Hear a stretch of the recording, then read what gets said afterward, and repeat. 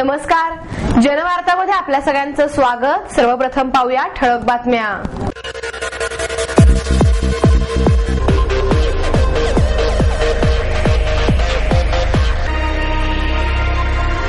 होळीनंतर लगेच दुसऱ्या दिवशी येणारा धुलीवंदन सण विविध रंगांची उधळण करत पुणेकरांनी केला उत्साहात साजरा।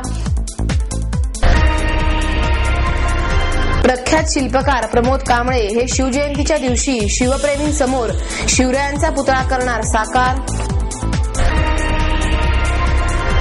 आणि महिला दिनानिमित्त संवाद पुणे संस्थेच्या वतीने बेटी बचाव या कार्यक्रमाचे आयोजन।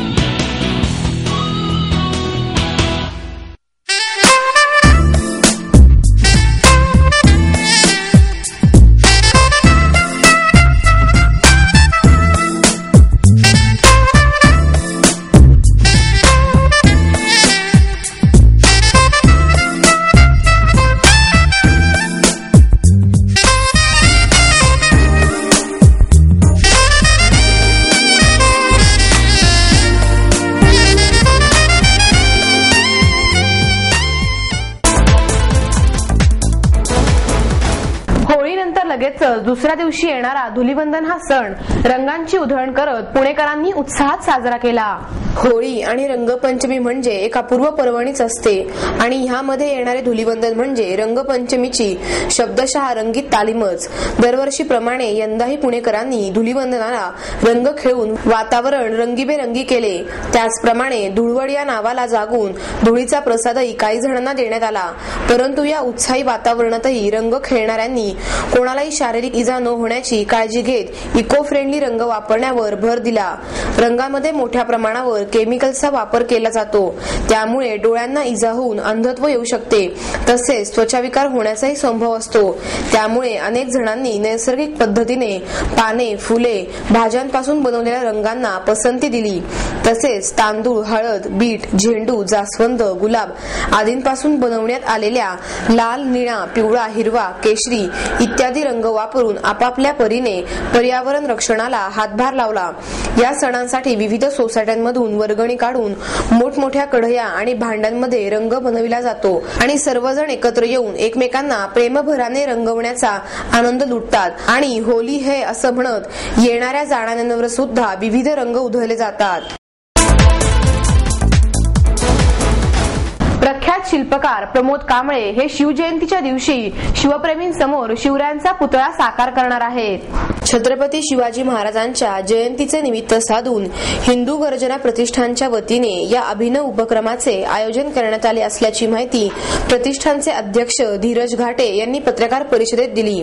ते म्हणाले, शिवजयंतीच्या निमित्ताने व्याख्याने, अभिवादन फेरी, मिरवणूक, पोवाडे, विविध स्पर्धा असे उपक्रम नेहमीच राबवले जातात। अशा सर्व कार्यक्रमांपेक्षा वेगळा हा उपक्रम आहे। सणस मैदानासमोरील छत्रपती शिवाजी महाराज उद्यानाच्या दारात कांबळे सकाळी 9 वाजता पुतळा करण्यास सुरुवात करणार असून हा 10 फुटी अर्ध पुतळा असणार आहे। तो त्याच दिवशी संध्याकाळी पूर्ण करणार असल्याचे घाटे यांनी सांगितले। यावेळी स्वतः शिल्पकार प्रमोद कांबळे उपस्थित होते। अनोख्या होळीत व्यसनमुक्तीचा संकल्प मैत्र युवा फाउंडेशनच्या वतीने करण्यात आला। होळी भ्रष्टाचाराची, होळी व्यसनाची असे फलक हाती घेऊन नागरिकांना व्यसनाचे तोटे, जातीयवादाचे विनाशक परिणाम आदींची जनजागृती केली। यावेळी प्रत्यक्ष होळी न पेटवता प्रतिकात्मक होळी करण्यात आली। यामध्ये व्यसन, महागाई, जातीयवाद यांसारख्या ज्वलंत प्रश्नांच्या राक्षसाचे दहन करून समाजातून या गोष्टी काढून टाकण्याकरिता स्वतःपासून सुरुवात करू असा संकल्प सर्वांनी केला। व्यसनाधीन झालेल्या नव्या पिढीला भ्रष्टाचाराच्या जाळ्यातून काढून पर्यावरण पर्यावरणाचे संवर्धन करण्यास सशक्त तरुणाई निर्माण होण्याच्या दृष्टीने व्यसनमुक्तीच्या होळीद्वारे संदेश देण्यात आला।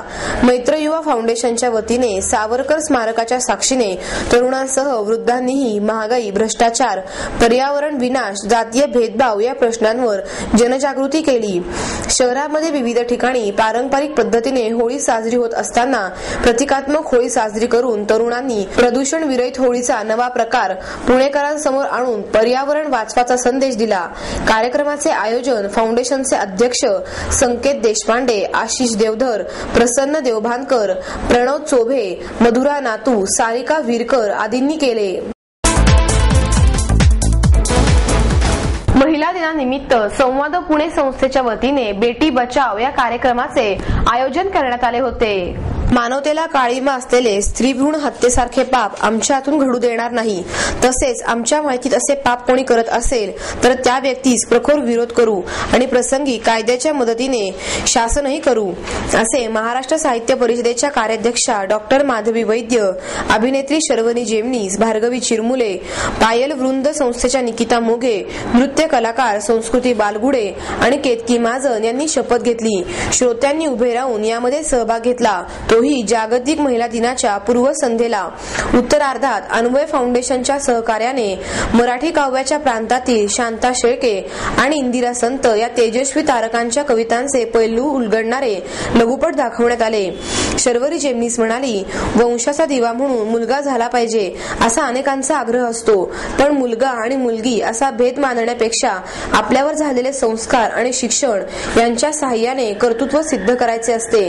आपल्या कर्तृत्वातून लोकांच्या स्मरणात राहणे महत्वाचे आहे, हे आपल्याला महात्मा फुले, यशवंत चव्हाण आणि पु ल देशपांडे यांच्या कार्यातून समजले आहे। डॉक्टर माधवी वैद्य म्हणाल्या, शिक्षणामुळे स्त्रिया सुशिक्षित झाल्या खऱ्या, पण त्या सुसंस्कृत झाल्या का हा खरा प्रश्न आहे। त्यामुळे जागतिक महिला दिन साजरा करताना महिलांनी हा आत्मपरीक्षणाचा दिवस आहे हे ध्यानात ठेवले पाहिजे। सुनील महाजन यांनी प्रास्ताविक केले तर निकिता मोघे यांनी आभार मानले।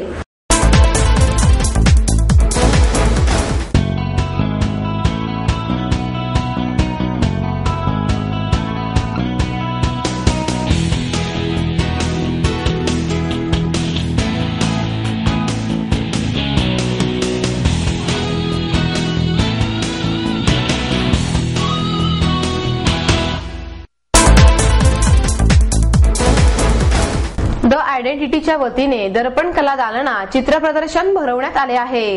या प्रदर्शनात सामाजिक पोर्ट्रेट, शीख ऐतिहासिक आणि पारंपरिक तसेच इतर पेंटिंगचाही या प्रदर्शनात समावेश करण्यात आला आहे।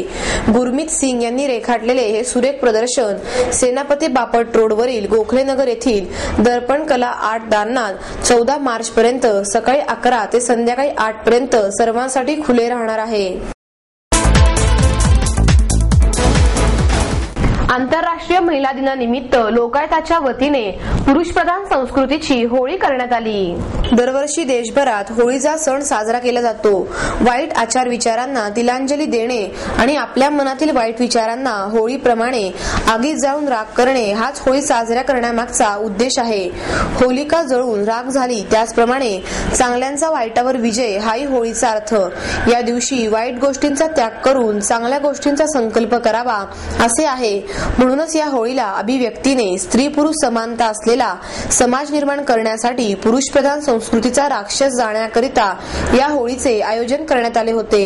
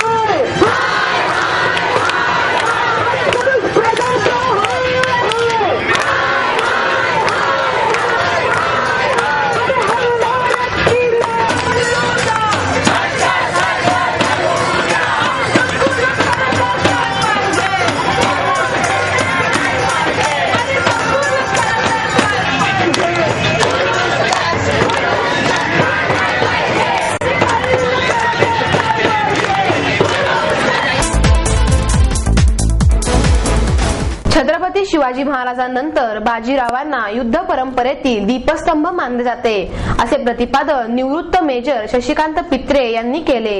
अखिल भारतीय ब्राह्मण महासंघाच्या वतीने आयोजित केलेल्या निवृत्त मेजर शशिकांत पित्रे यांचे श्रीमंत थोरले बाजीराव पेशवे यांची पालखेडची लढाई या विषयावर व्याख्यानाचे आयोजन केले होते. यावेळी गोविंद कुलकर्णी, पंडित वसंतराव गाडगीळ, उदयसिंग पेशवा, अनिल गानू आदी मान्यवर उपस्थित होते. पित्रे म्हणाले, छत्रपती शिवाजी महाराजांचा वरदहस्त लाभलेले श्रीमंत बाजीराव पेशवे यांनी इतिहासात सुवर्णाक्षराने लिहाव्या अशा अनेक लढाया त्यांच्या अतुल्य युद्धनीती आणि दुर्दैम्य इच्छाशक्तीच्या जोरावर जिंकल्या होत्या. इसवी सन 1720 मध्ये निजामाविरुद्ध झालेल्या पालेखेडच्या लढाईत बाजीराव पेशव्यांनी तुलनेने सक्षम असलेल्या मुघलांना धूळ चारली होती. पालेखेडची लढाई ही हिंदुस्थानाच्या इतिहासातील अद्वितीय लढाई होती. शाहू महाराजांचा विश्वास सार्थ करीत अवघ्या 20 वर्षीय बाजीरावांनी निजामाला जेरीस आणले होते. या लढाईत मराठ्यांचे सैन्य केवळ पायदळ आणि घोडेदळांच्या जोरावर लढले होते. त्यांची युद्धनीती ही आज हिंदुस्थानाने सैन्यात अंमलात आणली जाते. मात्र मराठ्यांकडे असलेली ध्येयवादी वृत्ती, प्रामाणिकपणा आणि देशसेवेने भारलेली मने होती. तर मुघल हे खूप प्रभावी असले तरी त्यांच्या सैनिकांमध्ये लाचखोर वृत्ती आणि व्यसनी होते. अर्धर्माने लढलेल्या युद्धात निजामाचा दारुण पराभव झाला होता. याचे श्रेय केवळ श्रीमंत बाजीराव पेशवे आणि त्यांनी गुरुस्थानी मानलेल्या छत्रपती शिवाजी महाराजांना जाते. पुणे जिल्हा शिवसेनेच्या वतीने जिल्हा परिषद आणि पंचायत समिती निवडणुकांमध्ये विजयी झालेल्या सदस्यांचा सत्कार आमदार डॉक्टर नीलम गोरे यांच्या हस्ते करण्यात आला.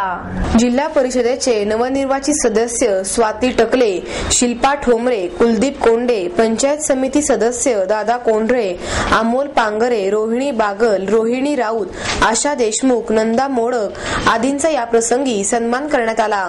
पुणे जिल्हा परिषद आणि पंचायत समित्यांमध्ये शिवसेनेच्या सदस्यांची संख्या वाढली आहे. या यशाचे श्रेय ग्रामीण भागातील शिवसैनिक आणि पदाधिकाऱ्यांना दिले पाहिजे. नवनिर्वाचित सदस्यांनी मतदारांचा विश्वास सार्थ ठरवत आत्मविश्वासाने काम करावे, ग्रामीण भागात पक्षाची ताकद वाढवा असे आवाहन शिवसेना पुणे जिल्हा संपर्क प्रमुख आमदार डॉक्टर नीलम गोरे यांनी केले. जिल्हा प्रमुख बाबा धुमाळ, उमेश चांदकुंडे, जिल्हा उपप्रमुख भारत ठाकूर, महिला आघाडीच्या जिल्हा संघटक आणि नगरसेवक कल्पना थोरवे, शहर संघटक राधिका हरिश्चंद्रे, शिवसेनेचे महापालिका निवडणूक व्यवस्थापकीय सचिव शिरीष फडतरे, जिल्हा परिषद सदस्य रमेश कोंडे, शिक्षण मंडळाच्या सदस्या निर्मला केंडे, खेड तालुका प्रमुख ॲडव्होकेट गणेश सांडभोर, पांडुरंग अंबिके, सचिन पासलकर, सुनील पायगुडे, सुशांत खिरीड आदी या प्रसंगी उपस्थित होते. आमदार डॉक्टर नीलम गोरे म्हणाल्या, ग्रामीण भागात शिवसेनेला बळ मिळत असून नवनिर्वाचित सदस्यांची जबाबदारी वाढली आहे. पक्षाचे नाव मोठे होईल आणि जनतेचा विश्वास वाढेल असे काम करावे. पुरुष सदस्यांनी महिला सदस्यांना सहकार्य करावे. नवनिर्वाचित सदस्यांसाठी मार्गदर्शन शिबिराचे आयोजन करण्यात येणार असून जिल्हा परिषद गटनेता ठरवण्यासाठी लवकरच बैठकीचे आयोजन करण्यात येईल असे डॉक्टर नीलम गोरे म्हणाल्या.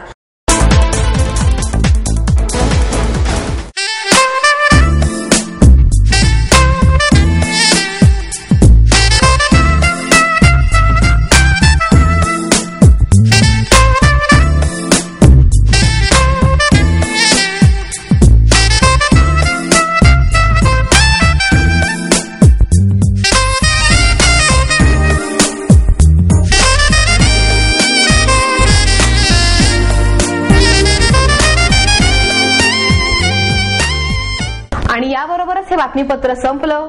पुन्हा भेटूया उद्या याच वेळी. नमस्कार.